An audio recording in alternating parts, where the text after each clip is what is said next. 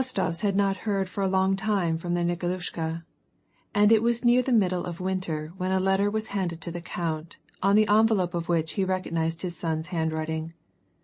On receipt of the letter the Count hastily and anxiously stole off to his own cabinet, walking on his tiptoes so as to escape observation, and shut himself in, and began to read it. Anna Mikhailovna, learning about the arrival of the letter, for she knew everything that took place in the house, quietly followed the Count, and found him with the letter in his hands, sobbing and laughing at the same time. Anna Mikhailovna, notwithstanding the improvement in her affairs, still continued to live at the Rostovs. "Mon bon ami," exclaimed Anna Mikhailovna, with a tone of pathetic inquiry in her voice, and prepared to give him sympathy to any extent. The Count sobbed still more violently. "Nikolushka, a letter. Wounded. He was wounded, ma chère. Wounded, my darling boy. The little Countess. Made an officer. Glory to God. Slava Bohu. How can I tell the little Countess?" Anna Mikhailovna sat down by him, wiped the tears from his eyes with her handkerchief, and from the letter, for they were dropping on it, and then from her own eyes, read the letter herself, soothed the Count, and decided that she would use the time till dinner, and even tea, for preparing the Countess, and then after tea she would break the news to her, if God would only aid her.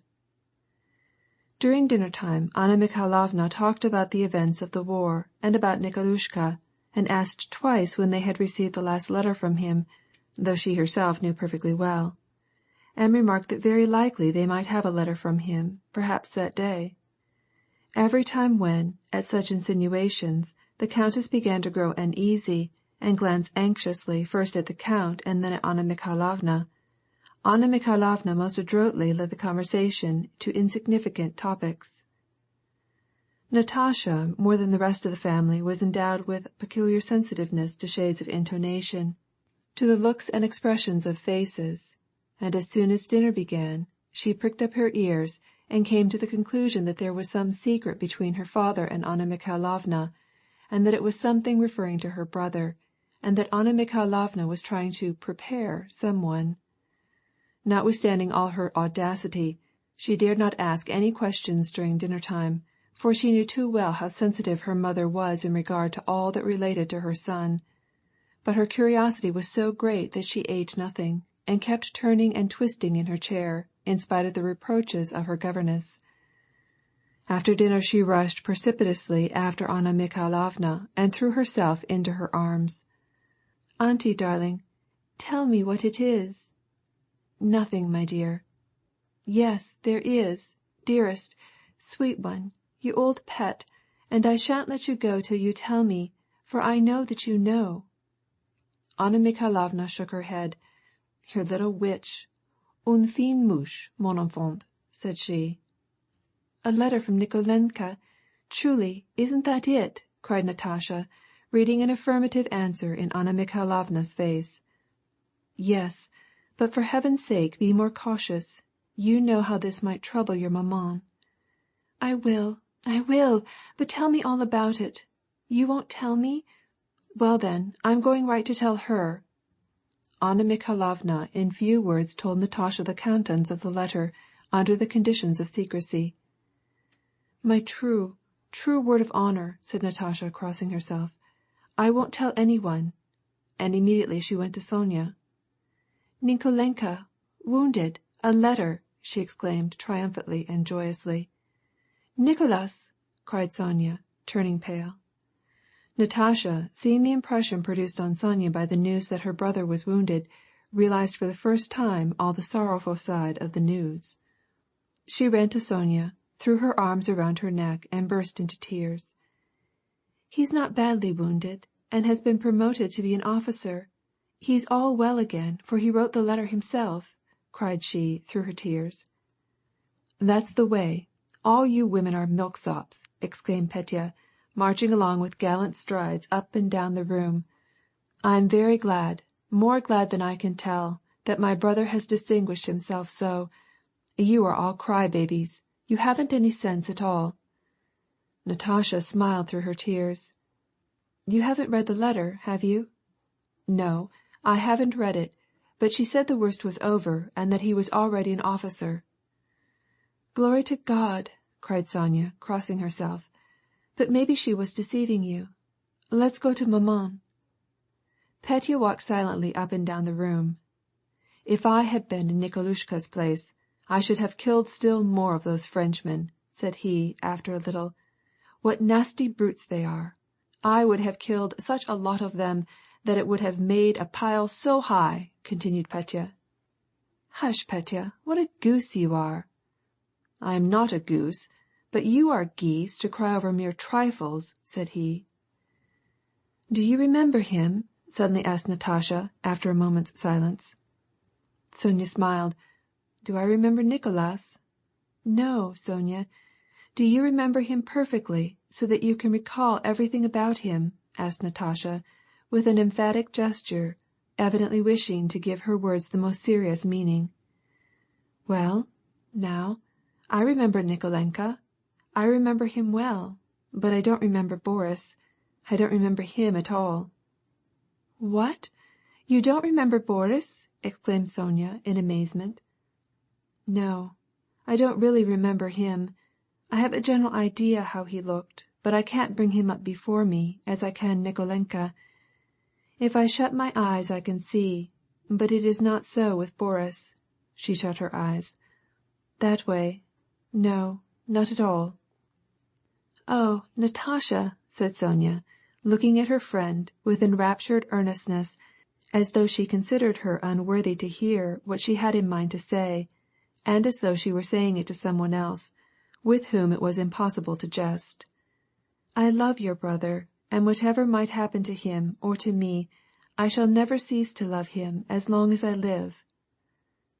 Natasha looked at Sonya with wondering inquisitive eyes, and made no answer. She felt convinced that what Sonya had said was true, that what Sonya talked about was real love, but Natasha had never experienced anything like it. She believed that it was in the realm of the possible, but she could not understand it. "Shall you write him?" she asked. Sonya deliberated. The question how to write to Nicolas, and whether it were her duty to write to him, and what she should write to him, tormented her. Now that he were already an officer and a wounded hero, it was a question of doubt in her mind whether it would be right for her to remind him of herself and of the promise which he had made to her. "I do not know. I think if he writes to me, then I will answer it," she replied, blushing. "And shan't you feel ashamed to write to him?" Sonya smiled. "No. Well, I should feel ashamed to write to Boris, and I am not going to." "Why should one feel ashamed?" "There now, I'm sure I don't know. It's awkward, anyway. I should be—" "Well, I know why she would be ashamed," said Petya, affronted at Natasha's first remark. "Because she fell in love with that fat fellow with the glasses." He meant by this his namesake, Pierre, the new Count Bezukhoi. "And now she's in love with that singer." Petya now referred to an Italian who was giving Natasha singing lessons. "And that's why she would be ashamed." "Petya, you're too silly." "I'm no sillier than you are, Matushka," said the 10-year-old lad, exactly as though he were an elderly brigadier.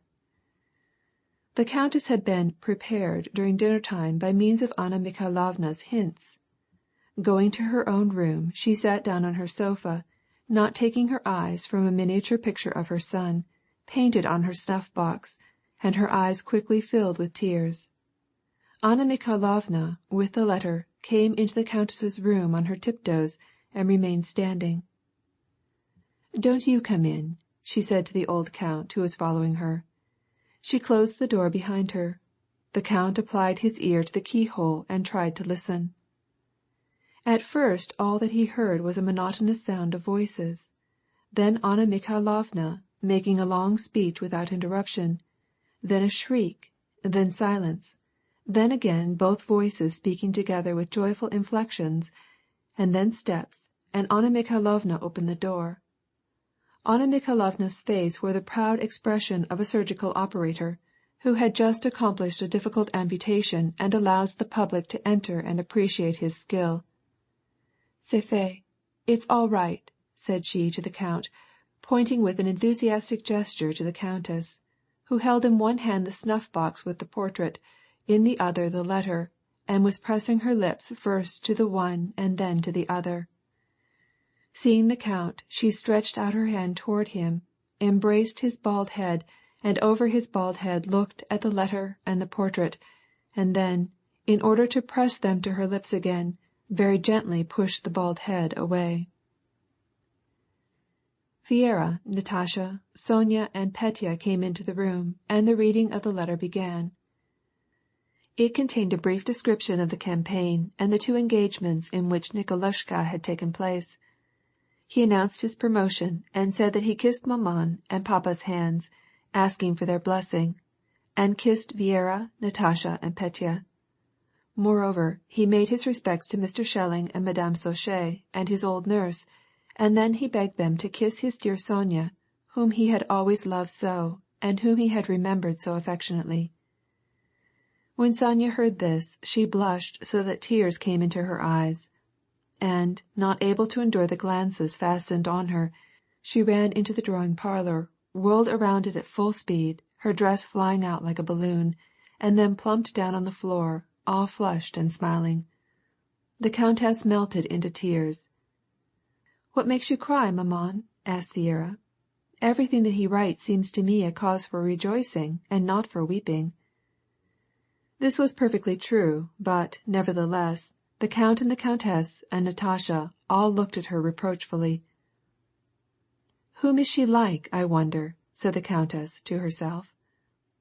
Nikolushka's letter was reread 100 times, and those who felt themselves entitled to hear it had to go to the countess, who would not let it out of her hands. The tutors came, and the nurses, and Mitenka, and ever so many acquaintances, and the countess read the letter to them each time with new delight, each time discovering new virtues in her Nikolushka.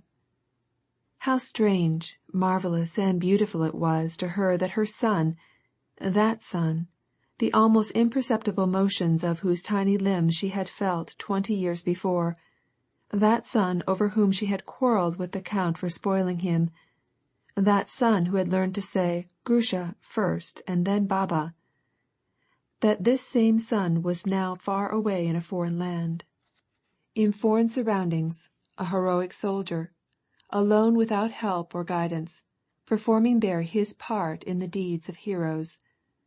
The universal experience of the world, in all ages, going to show that children by imperceptible steps march from the cradle into manhood, was not realized by the countess.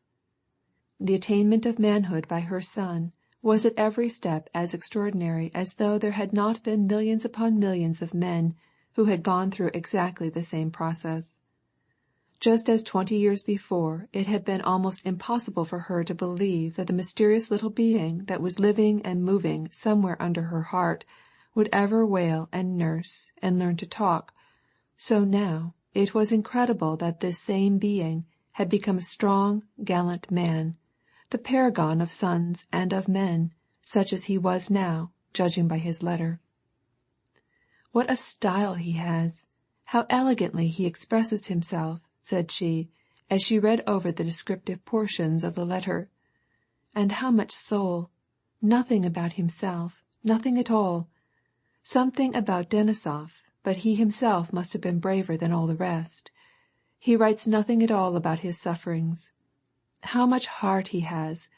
How well I know him! And how kindly he remembers all the household! He did not forget a single one. But I always said it of him, even when he was ever so little. I always said it." For more than a week rough drafts of letters to Nikolushka were prepared and written and copied out on white paper by the whole family under the superintendence of the countess and the zealous care of the count. All sorts of necessary articles were made into a parcel, together with money for the new uniform and the installation of the newly appointed officer. Anna Mikhailovna, a practical woman, had been shrewd enough to secure for her son a protector in the army, even for the better forwarding of correspondence. She had managed to find the opportunity of sending her letters in care of the Grand Duke Konstantin Pavlovitch, who commanded the Guards.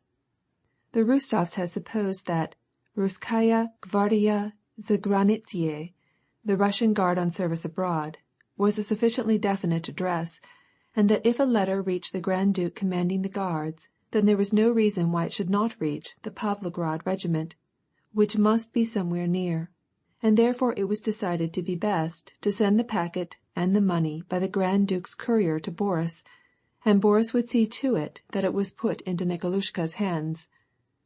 There were letters from the old Count, from the Countess, from Petya, from Viera, from Natasha, from Sonya, and finally 6,000 rubles for his outfit and various things which the Count wished to send him. End of chapter 6.